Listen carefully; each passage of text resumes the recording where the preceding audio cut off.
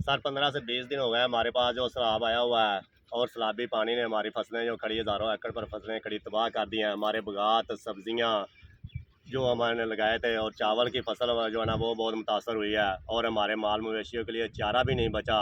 और हम ये पीछे देखें सैलाबी पानी, हर तरफ आपको पानी नज़र आएगा, और हम जो अपना माल मवेशी जो हमारे वो भी इधर खड़े हैं, और हम अपनी बड़ी मुश्किल से अपनी जानें बचा के से पानी से बाहर आए हैं, सैलाबी पानी से, और हमें बहुत ही मुश्किलात का सामना। आप ये बताएं कि आपको हुकूमत की तरफ से भी कोई इमदाद मिली है? नहीं सर, हमारे पास अभी तक तो हुकूमत का बंदा ही कोई नहीं आया। एसी तक, यहाँ तक कि जो हुकूमत ने टीमें तश्कील दी है, हमारे पास अब हमारे आंसू पूछने तक कोई बंदा नहीं आया। तो और हमारा जो हम मारे हैं, और हमें हमारा हाल ही कोई नहीं पूछ रहा।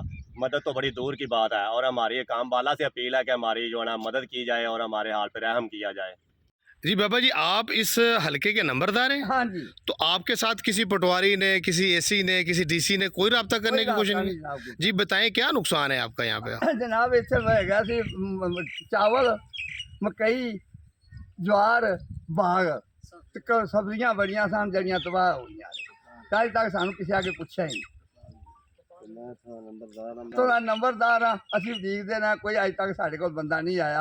असीं उत्थे बैठे हाँ अल्लाह दे सहारे ते। आपके साथ किसी हुकूमती इंतजामिया ने या किसी सियासी पॉलिटिशियन ने भी कोई रब्ता नहीं नहीं किया? जनाब, कोई नहीं कीता। ये हल्का, ये जो है, हाँ जी। ये डिस्ट्रिक्ट लाहौर है या शेखुपुरा या ननकाना? लाहौर ये लाहौर का इलाका सारा।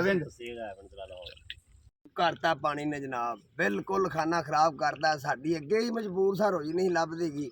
उतो जनाब असीं मूंजियां फसलां बीजियां ने, कपावां बीजियां ने जनाब, कद्दू तोरियां बाग साडे तबाह होए ने, बकरियां 50 रुड़ गईयां ने। बाद चो इधर गौरमेंट ने साडा हाल नहीं पुछया, रोटी नहीं लभ रही सानू, 2 टाइम असीं भुखे मर रहे हैं। साडी हर शै तबाह हो गई, गर्क हो गए, बेड़ा खाना खराब हो गया साडा।